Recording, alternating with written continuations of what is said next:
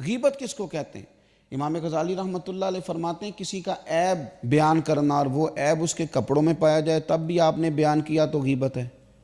اگر وہ عیب اس کے اخلاق میں پایا جاتا تھا تو وہ بھی آپ نے اس کی پیٹھ کے پیچھے بیان کیا تب بھی غیبت ہے۔ اگر اس کے دینی معاملات میں وہ بات پائی جاتی تھی تو آپ کو چاہیے تھا دین کے اندر اگر کسی میں عیب پایا جائے تو یہاں اس کو تبلیغ کرنا چاہیے یا اس کے لیے دعا کرنا چاہیے۔ آپ کو پیٹھ کے پیچھے بیٹھ کے یہ ڈسکس کرنا کہ اس نے کبھی نماز نہیں پڑھی، پابندی سے روزہ نہیں رکھتا، اس کی تو اجازت ہی نہیں۔ اگر آپ کو نظر آ گیا تھا کہ یہ خامی ہے تو یہاں حکم یہ تھا کہ جا کے تبلیغ کرتے یا اس کے لیے دعا کرتے یا سمجھاتے کہ بھائی صحیح ہو جا۔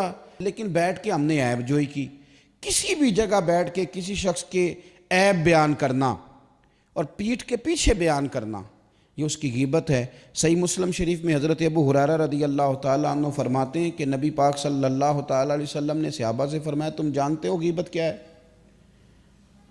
عرض کی حضور بتا دیجئے، تو نبی پاک صلی اللہ تعالیٰ علیہ وآلہ وسلم نے ارشاد فرمایا کہ اپنے بھائی کا ایسا عیب بیان کرنا کہ جس کا بیان کرنا وہ ناپسند کرتا ہو، اسے نہیں اچھا لگتا کہ تم وہ بات کہیں ڈسکس کرو اس کی، وہ بات اگر تم نے بیان کر دی تو وہ غیبت ہے۔ تو صحابی نے عرض کی یا رسول اللہ صلی اللہ علیہ وسلم اگر عیب پایا بھی جا رہا تھا تو پھر بھی ہم نے بیان کر دیا تو غیبت ہے؟ یعنی ہم نے بیٹھ کے ڈسکس کیا کہ وہ بندے میں یہ خرابی ہے تو وہ خرابی ہے بھی، یعنی جھوٹ نہیں بولا، واقعی خرابی تھی تو ڈسکس کر دی تو حضور یہ بھی غیبت ہے؟ تو نبی پاک نے فرمایا یہی تو غیبت ہے، یہی تو غیبت ہے کہ خرابی پائی جا رہی تھی تو آپ نے بیٹھ کے ڈسکس کیا، یہی تو غیبت ہے۔ اور فرمایا اگر خرابی نہیں پائی جا رہی تھی اور پھر تم نے وہ بیان کر دی وہ تو غیبت نہیں، وہ تو بہتان ہے، وہ تو تم نے الزام لگایا، وہ تو بہتان ہے، اس کی تو الگ سے سزا ہے۔ غیبت کا معنی یہ ہے کہ کسی میں عیب پایا جاتا تھا، آپ نے وہ بیان کیا، آپ کو کس نے یہ اجازت دی تھی کہ آپ بیٹھ کے ڈسکس کریں؟ اور اگر آپ نے ڈسکس کیا تو میرے بھائی غور تو کریں، کسی چیز کو ڈسکس کرنے کے مقاصد ہوتے ہیں، کس مقصد کے لیے ڈسکس کیا، کیوں ڈسکس کیا؟ اگر تو آپ نے اس کی اصلاح کے لیے ڈسکس کیا تو پھر چاہیے تو یہ تھا کہ مل کے اس کے گھر جاتے، کہتے میاں یہ عیب ہے، یہ تیرے لیے ٹھیک نہیں، اس کو درست کر۔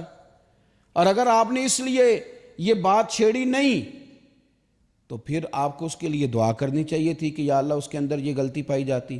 یہ جو آپ نے دوسرے ساتھی کے سامنے اس کا وہ عیب بیان کرنا شروع کیا، مقصد کیا ہے سوائے اس کے کہ آپ لوگوں کی نظروں میں دوسروں کو گرانا چاہتے ہیں؟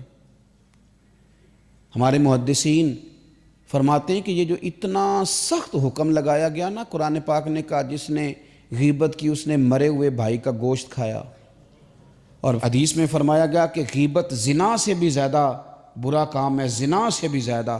یہ کیوں کہا گیا؟ غیبت کی اتنی مذمت کیوں کی گئی؟ میرے نبی پاک علیہ السلام نے کعبے کی طرف دیکھ کے فرمایا تھا، ترمذی میں موجود ہے، فرمایا کعبے تیری بڑی عزت ہے پر میرے مومن کی عزت اللہ کی بارگاہ میں کعبے سے بھی زیادہ ہے۔ جس کی اتنی زیادہ عزت تھی، جس کا اتنا زیادہ اکرام تھا، رب کی نظر میں اتنی عزت تھی، اس کی تم نے عیب جوئی شروع کر دی، تم نے بیٹھ کر اس کی غیبتیں کی، تم نے اس کے بارے میں بڑے بڑے غلط فکرے بولے، دوسروں کو بھی دعوت دی۔